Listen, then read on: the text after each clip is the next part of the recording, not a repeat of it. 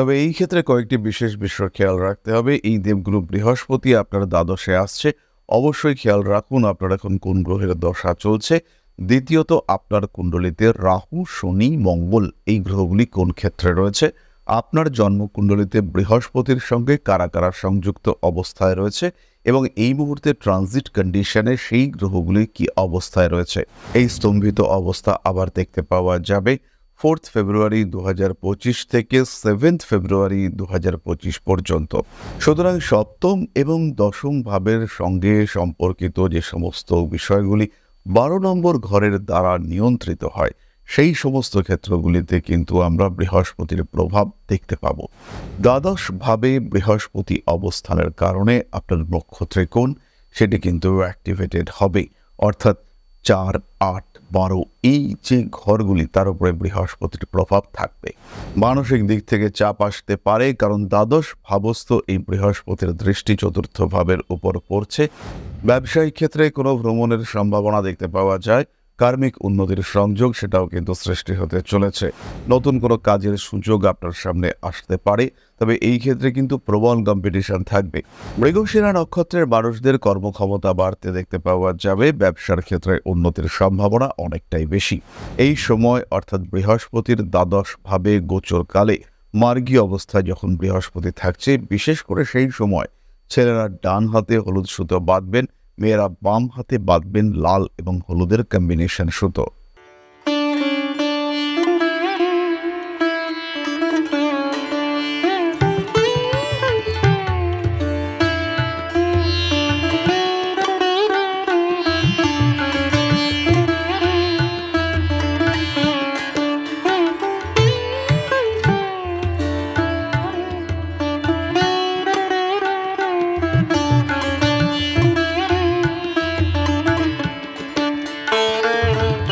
নমস্কার, Rishibani institute of বৈদিক অ্যাস্ট্রোলজির পক্ষ থেকে স্বাগত জানাই আজকের জ্যোতিষ আলোচনায়। আমি শান্তনু আপনাদের সঙ্গে। আলোচ্য বিষয় বিশুদ্ধ জ্যোতিষ, দেবগুরু বৃহস্পতির সঞ্চার। দেবগুরু বৃহস্পতি প্রবেশ করতে চলেছেন বৃষ রাশিতে। আগামী 1 মে দেবগুরু বৃহস্পতির সঞ্চার বৃষ রাশিতে দুপুর 12:09:51 এবং এই সঞ্চার কন্টিনিউ করবে 14 মে 2025 রাত্রি 9:46:14 পর্যন্ত। এরই মধ্যে 9 অক্টোবর 2024 দেবগুরু বৃহস্পতি তিনি বক্র অবস্থা প্রাপ্ত হবেন। তার এই বক্র অবস্থা শুরু হবে 9 অক্টোবর 2024 11:46:52 থেকে এবং এই বক্র অবস্থা শেষ হবে 4 ফেব্রুয়ারি 2025 দুপুর 2:29:47। এরই মধ্যে বৃহস্পতি স্তম্ভিত অবস্থায় থাকবেন 7 অক্টোবর থেকে 11 অক্টোবর পর্যন্ত, অর্থাৎ মার্গী অবস্থা থেকে বক্রী অবস্থায় কনভার্সনের ঠিক আগের মুহূর্তে, বক্রগতি শুরু হওয়ার ঠিক আগের মুহূর্তে দেবগুরু বৃহস্পতি সামনের দিকে যাচ্ছিলেন। এবার তার পশ্চাৎগমন শুরু হবে। এই সম্মুখগমন এবং পশ্চাৎগমনের মধ্যবর্তী যে সময়ে যে অবকাশ, সেটি হলো স্তম্ভিত অবস্থা। এই একই স্তম্ভিত অবস্থা আমরা আবার দেখতে পাবো যখন বক্রগতি থেকে মার্গী গতি শুরু হবে, অর্থাৎ তিনি পশ্চাৎবর্তী হচ্ছিলেন, আবার তার সম্মুখগমন শুরু হলো। এই স্তম্ভিত অবস্থা আবার দেখতে পাওয়া যাবে 4 ফেব্রুয়ারি 2025 থেকে 7 ফেব্রুয়ারি 2025 পর্যন্ত।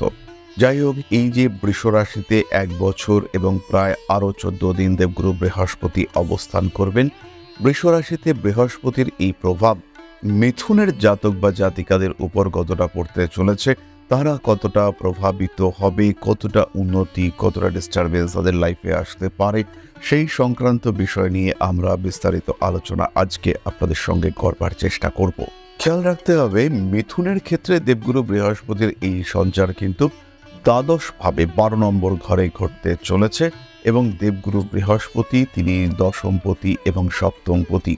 সুতরাং সপ্তম এবং দশম ভাবের সঙ্গে সম্পর্কিত যে সমস্ত বিষয়গুলি 12 নম্বর ঘরের দ্বারা নিয়ন্ত্রিত হয়, সেই সমস্ত ক্ষেত্রগুলিতে কিন্তু আমরা বৃহস্পতির প্রভাব দেখতে পাব। এর মধ্যে প্রথমেই রয়েছে 12 নম্বর ঘরে বিদেশ যাত্রা। কর্মসূত্রে, শিক্ষাসূত্রে, পড়াশুনোর জন্য, গুরুর কারণে বিদেশ যাত্রা, এগুলি কিন্তু হওয়ার সম্ভাবনা পুরোটাই রয়েছে।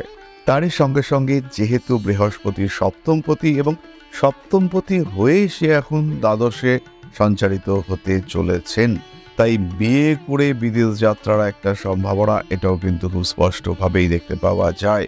হতেই পারে আপনার বিয়ে ঠিক হলো একজন ভারতীয়ের সঙ্গে এবং তিনি বিদেশে চাকরি করেন, বিয়ের পরে আপনাকে নিয়ে তিনি চলে গেলেন বিদেশে। এই ধরনের কোনো বিষয় এটা ঘটার সম্ভাবনা রয়েছে।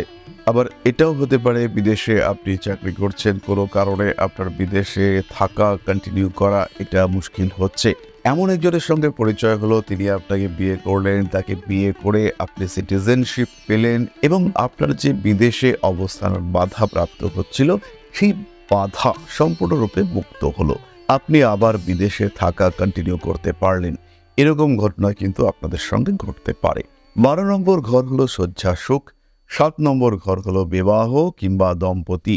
তাই স্বামী এবং স্ত্রীর বিবাহের পরে যে শয্যা সুখ আশা করা যায়, সেই সুখ প্রাপ্তির একটা সম্ভাবনা সেটা কিন্তু সৃষ্টি হতে দেখতে পাওয়া যাবে। স্বামী স্ত্রী এদের মধ্যে ঘনিষ্ঠতা বাড়বে, সন্তান প্রাপ্তির সম্ভাবনা এটাও কিন্তু বাড়বে।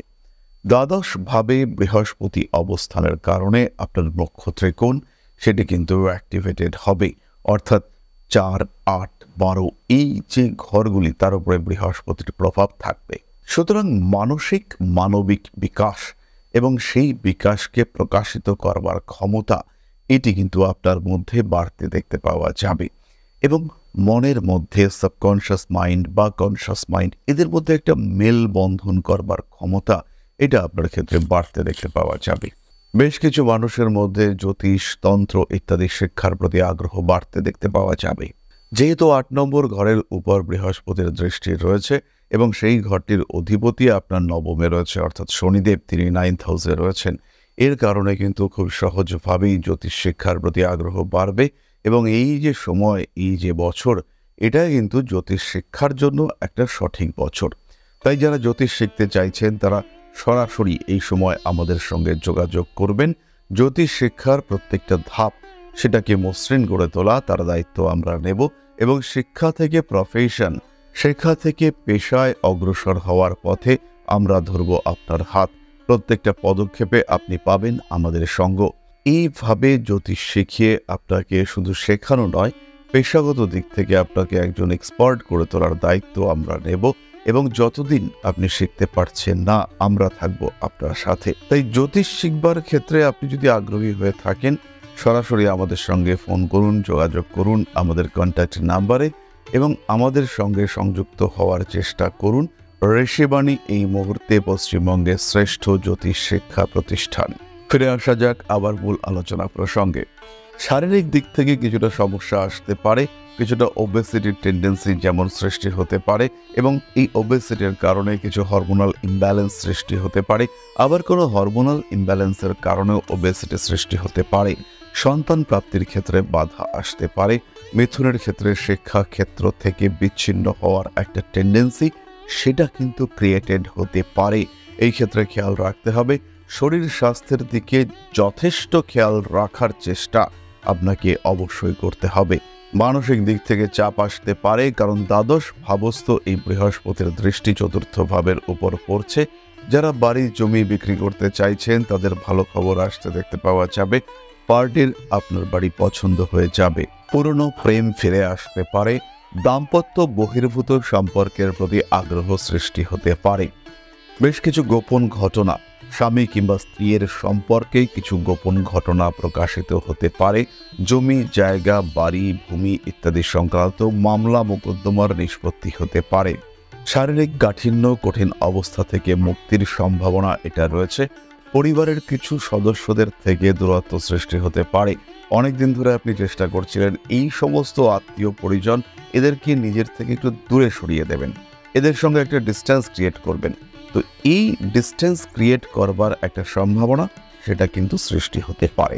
গোপন শত্রুতা, যারা পেছন থেকে আপনাকে সমস্যা সৃষ্টি করবার একটা চেষ্টা করছিল, যাদের অদ্ভুত কিছু অ্যাক্টিভিটি আপনার জীবনে অশান্তি ডেকে নিয়ে এসেছিল, সেই সমস্ত নেগেটিভ এলিমেন্টসদের নিজের জীবন থেকে বার করে দেওয়ার একটা সুযোগ সেটা কিন্তু মিথুন পাবেন। এই যে বৃহস্পতি আপনার দ্বাদশে আছে, সাধারণভাবে শান্ত শিষ্ট মিথুন রাশি বা লগ্নের মানুষরা তারা কিন্তু এই সময় বেশ কিছু ক্ষেত্রে বেশ অ্যাগ্রেসিভ হয়ে উঠবেন। কিছু কিছু মানুষ যারা বাড়ি পরিবর্তন করতে চাইছেন, বর্তমান বাড়িটাকে বিক্রি করে নতুন একটা বাড়িতে শিফট করতে চাইছেন, সেই সমস্ত মানুষদের ক্ষেত্রে কিছু পজিটিভ ইভেন্ট ঘটতে দেখতে পাওয়া যাবে। ব্যবসায়িক ক্ষেত্রে অল্প বিস্তর উন্নতি দেখতে পাওয়া যাবে, কিন্তু বিশেষ সাবধানতা অবলম্বন করতে হবে। স্পেশালি যারা ইম্পোর্ট এক্সপোর্টের ব্যবসা করেন তাদের ক্ষেত্রে ইমপ্রুভমেন্ট রেশিও বাড়তে দেখতে পাওয়া যাবে। লেবারদের সঙ্গে কর্মচারীদের সঙ্গে সমস্যা সৃষ্টি হতে পারে। যারা প্রোডাকশন ওরিয়েন্টেড ব্যবসা করেন তাদের কিন্তু ডিস্টারবেন্স ক্রিয়েটেড হতে পারে। যদি এখানে কোনো ইউনিয়ন কাজ করে সেই ক্ষেত্রে সমস্যা বাড়তে দেখতে পাওয়া যাবে। মানসিক অস্থিরতা বৃদ্ধির সম্ভাবনা অনেকটাই বেশি। কার্মিক উন্নতির সংযোগ দেখতে পাওয়া যায়। মানসিক দিক থেকে কিছু চাপও সৃষ্টি হতে পারে। ব্যয়ের উপর নিয়ন্ত্রণ রাখতে হবে। বিয়ের কথাবার্তা আপনার এগোচ্ছে, খেয়াল রাখবেন এই কথাবার্তা কিন্তু প্রকাশ করা যাবে না। একদম বিয়ের ডেট ফিক্স হয়ে গিয়েছে, রেজিস্ট্রেশন হয়ে গিয়েছে, তখন আপনি মানুষজনের কাছে প্রকাশ করতে পারেন যে এবার আমার মেয়ের বিয়ে বা এবার আমার বিয়ে বা এবার আমার ছেলের বিয়ে, এই বিষয়টি প্রকাশ করতে পারেন। কিন্তু একদম ফিক্সড না হওয়ার আগে পর্যন্ত এটি প্রকাশ করা সেটি কিন্তু একেবারেই ঠিক হবে না। পুরনো কোনো সম্পর্ক জেগে উঠতে পারে। সোশ্যাল মিডিয়ায় আপনার কানেক্টিভিটি বাড়তে দেখতে পাওয়া যাবে। জ্যোতিষতন্ত্র ইত্যাদি বিষয়ে জ্ঞান বৃদ্ধির সম্ভাবনা বাড়তে দেখতে পাওয়া যাবে। সাথে সাথে কিছু নতুন যোগাযোগ কাজ করতে দেখতে পাওয়া যাবে। ব্যবসায়িক ক্ষেত্রে কোনো ভ্রমণের সম্ভাবনা দেখতে পাওয়া যায়। কার্মিক উন্নতির সংযোগ সেটাও কিন্তু সৃষ্টি হতে চলেছে। আইনি জটিলতা বৃদ্ধি পেতে পারে। চোখের সমস্যায় কষ্টপ্রাপ্ত হতে পারেন। যান্ত্রিক গোলযোগের সম্ভাবনা দেখতে পাওয়া যায়। নতুন কোনো কাজের সুযোগ আপনার সামনে আসতে পারে, তবে এই ক্ষেত্রে কিন্তু প্রবল কম্পিটিশন থাকবে। যাই কাজকর্ম আপনার সামনে আসুক না কেন সাবধানতার সঙ্গে এগোতে হবে। এই সময় পুরনো টাকা পয়সা, পুরনো সম্পত্তি, আটকে যাওয়া, হারিয়ে যাওয়া কোনো সম্পত্তি সেগুলি প্রাপ্তির সম্ভাবনা রয়েছে। কোনো মৃত ব্যক্তির সম্পত্তি প্রাপ্তির সংযোগ সেটাও কিন্তু মিথুনের ক্ষেত্রে দেখতে পাওয়া যাবে। যে সমস্ত মানুষদের যৌন দুর্বলতার কারণে সন্তান প্রাপ্তি বাধাপ্রাপ্ত হচ্ছে, হতেই পারে স্পার্ম কাউন্ট কম, হতেই পারে ফার্টিলাইজড ওভাম এর সংখ্যা ঠিকঠাক নয়, তারা উইক, এই ধরনের সমস্যা যাদের ক্ষেত্রে রয়েছে তাদের কিন্তু প্রপার মেডিকেশনের একটা সংযোগ দেখতে পাওয়া যাবে এবং ট্রিটমেন্টের মাধ্যমে তাদের সন্তান প্রাপ্তি সহজতর হবে। জীবনের নতুন কোনো সমস্যা আসতে চলেছে এবং যার কারণে আপনার ভাবমূর্তি, রাজনৈতিক সাফল্য এগুলি কিন্তু বিলম্বিত হতে পারে। সাবধানতা বজায় রাখতে হবে এই সমস্ত ক্ষেত্রে। বাহন সংক্রান্ত একটা ডিসিশন নিতে পারেন। গাড়ি চেঞ্জ করবার একটা সংযোগ রয়েছে এবং এই সময় আপনার গাড়ি পরিবর্তন অত্যন্ত শুভ। মৃগশিরা নক্ষত্রের মানুষদের কর্মক্ষমতা বাড়তে দেখতে পাওয়া যাবে। ব্যবসার ক্ষেত্রে উন্নতির সম্ভাবনা অনেকটাই বেশি। বৃহস্পতির এই দ্বাদশভাবে অবস্থানের কারণে মৃগশিরা নক্ষত্রের মানুষদের জীবনে কিছু সুযোগ আসবে। কিছু হারিয়ে যাওয়ার সুযোগ সেটা আবার পাওয়ার সম্ভাবনা রয়েছে। তবে ত্বকের সমস্যায় ভুগতে পারেন Mrigashira. Medical expenses, treatment cost এগুলি বাড়তে দেখতে পাওয়া যাবে। কম্পিটিশন থাকবে জীবনে এবং সেই কম্পিটিশনে আপনার জয়লাভ করবার সম্ভাবনা সেটা অনেকটাই বেশি। গোপন শত্রুতা বৃদ্ধির সম্ভাবনা আসতে চলেছে আপনার জীবনে। মায়ের স্বাস্থ্য নিয়ে দুশ্চিন্তায় পড়তে পারেন। গুপ্ত শত্রুতার কারণে কিছুটা সমস্যায় পড়তে পারেন।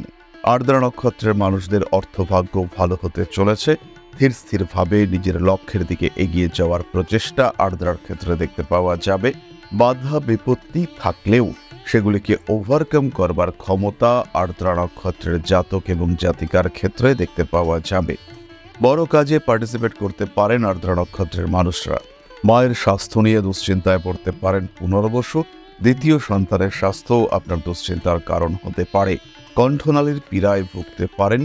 যারা সঙ্গীত জগৎ, নৃত্য জগতে রয়েছেন তাদের ক্ষেত্রে কিছু সুযোগ আসতে দেখতে পাওয়া যাবে।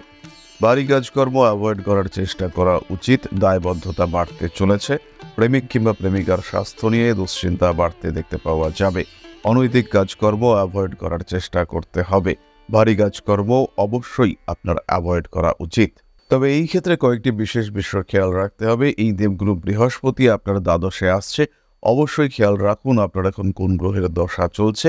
দ্বিতীয়ত আপনার কুণ্ডলিতে রাহু, শনি, মঙ্গল এই গ্রহগুলি কোন ক্ষেত্রে রয়েছে। আপনার জন্মকুণ্ডলিতে বৃহস্পতির সঙ্গে কারা কারা সংযুক্ত অবস্থায় রয়েছে এবং এই মুহূর্তে ট্রানজিট কন্ডিশনে সেই গ্রহগুলি কি অবস্থায় রয়েছে। এই সমস্ত বিষয়গুলি উপলব্ধি করতে হবে, বুঝতে হবে এদের রেজাল্ট। তারপরেই কিন্তু আপনি আলটিমেটলি প্রেডিক্ট করতে পারবেন আপনার জীবনে কি ঘটতে চলেছে। বৃহস্পতির সঞ্চার প্রতিকার প্রয়োজন রয়েছে। অবশ্যই আপনার জ্যোতিষ বন্ধুর পরামর্শ গ্রহণ করবেন, তবে তার সাথে সাথে দু একটি টোটকা আমরা আপনাদের সঙ্গে শেয়ার করব। তার মধ্যে প্রথমটি হলো সৈন্ধব লবণ এবং কাঁচা হলুদ সম পরিমাণে একত্রে রাখতে হবে। আপনার ড্রয়িং রুমে একসঙ্গে সেটিকে রাখতে হবে।